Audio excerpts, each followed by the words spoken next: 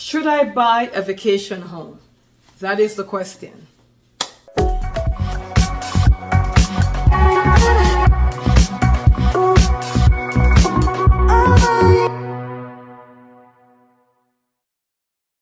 All right.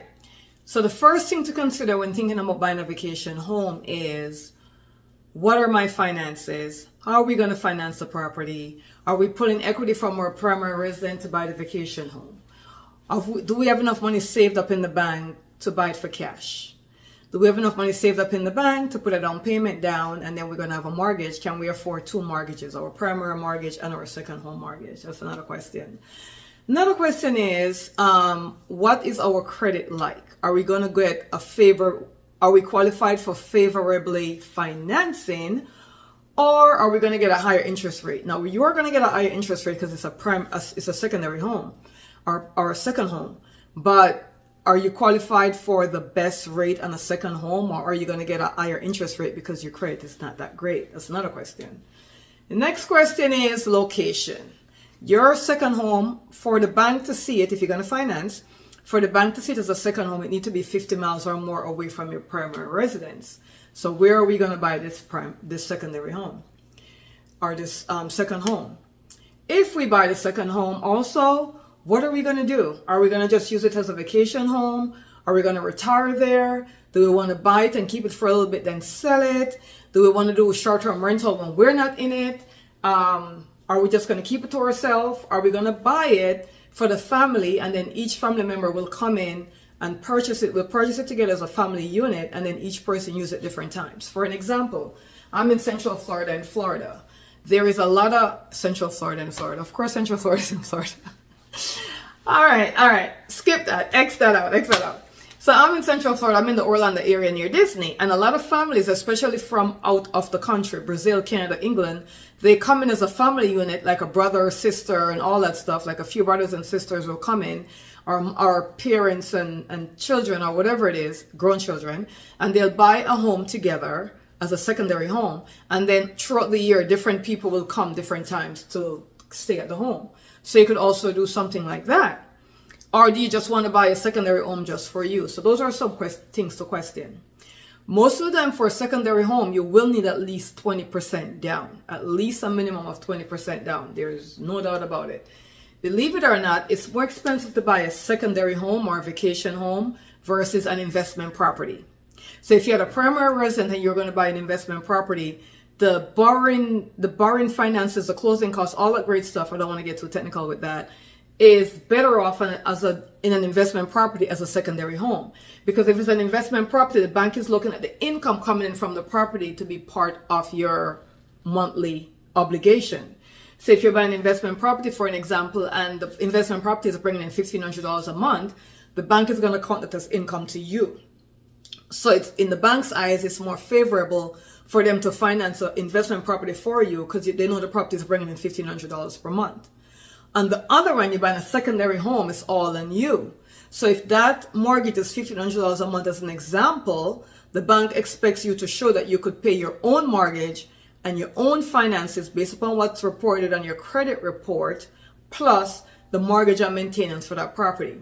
So for the secondary home, the bank is going to be looking for, what are the mortgage payments, what are the taxes, what's the insurance, what is the HOA. Those are the four things they will look upon.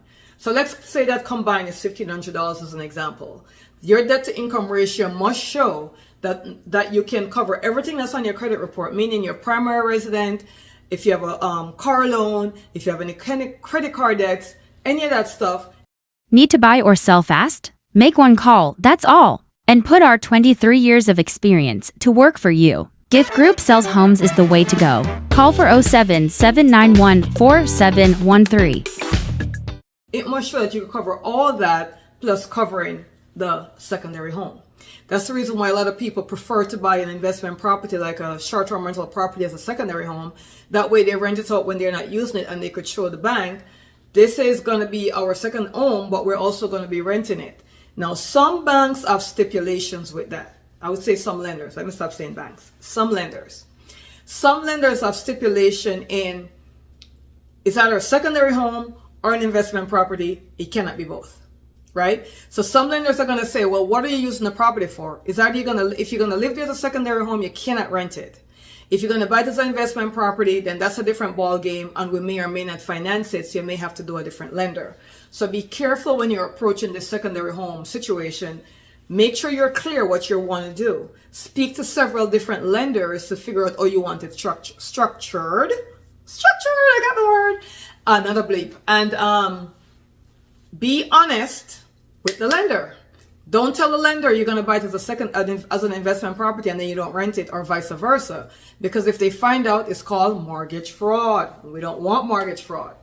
So my advice to you is, if you do not want to have the whole obligation to pay the whole mortgage on the secondary home, make sure you buy the secondary home as an investment property, and make sure you buy it in an area that's zoned to do what you want to do.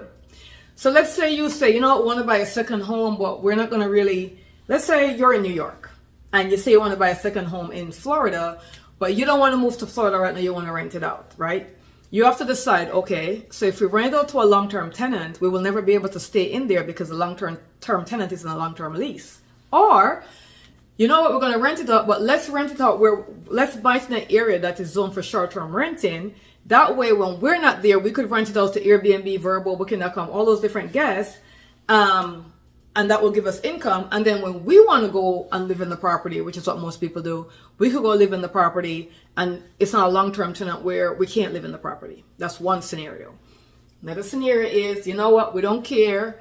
It's just us. We're a small family. We don't have to live in the property when we're visiting Florida, in our example that we're talking about right now. We could go to a hotel, or we have timeshare. We go different places. We don't need to go to the house. So we could rent out the house long-term to a long-term tenant because we're not ready to move there yet. It will be an investment property, and at least we're guaranteed the monthly payment. So whatever that rental payment is, we're guaranteed that, so we're going to do it that way. So all these stuff you gotta look and consider before you make the plunge.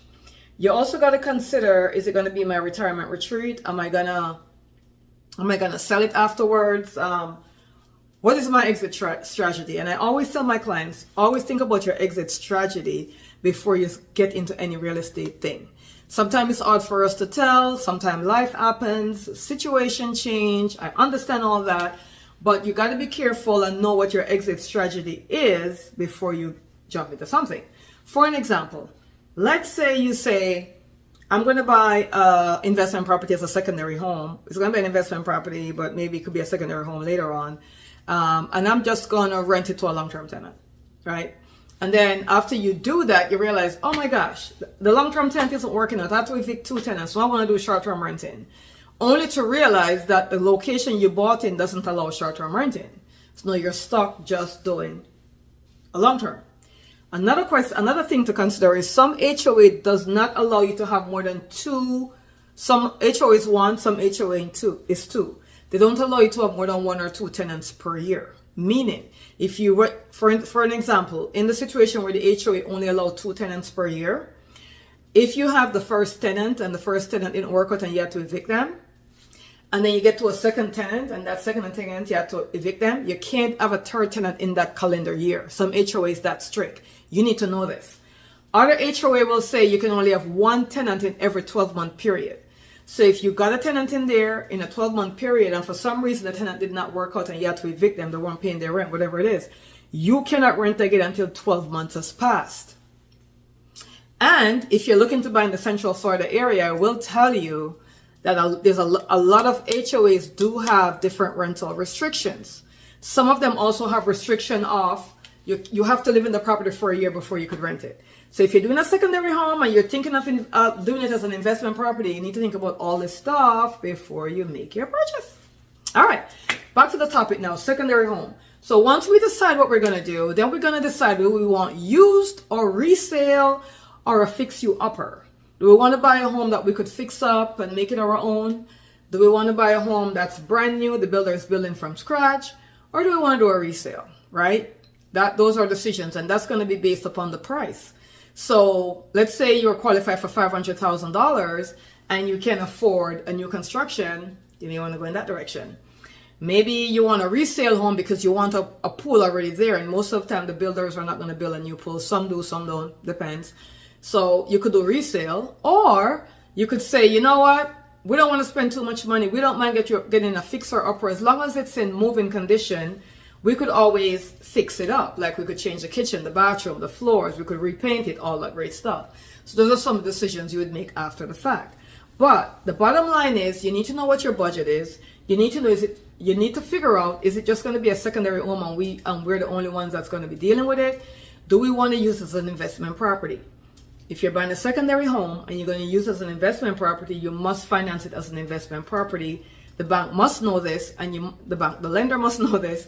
And you need to ask the lender, hey, if I finance this home as an investment property and some years down the line, I want to move in it, do I have to refinance into a primary resident property?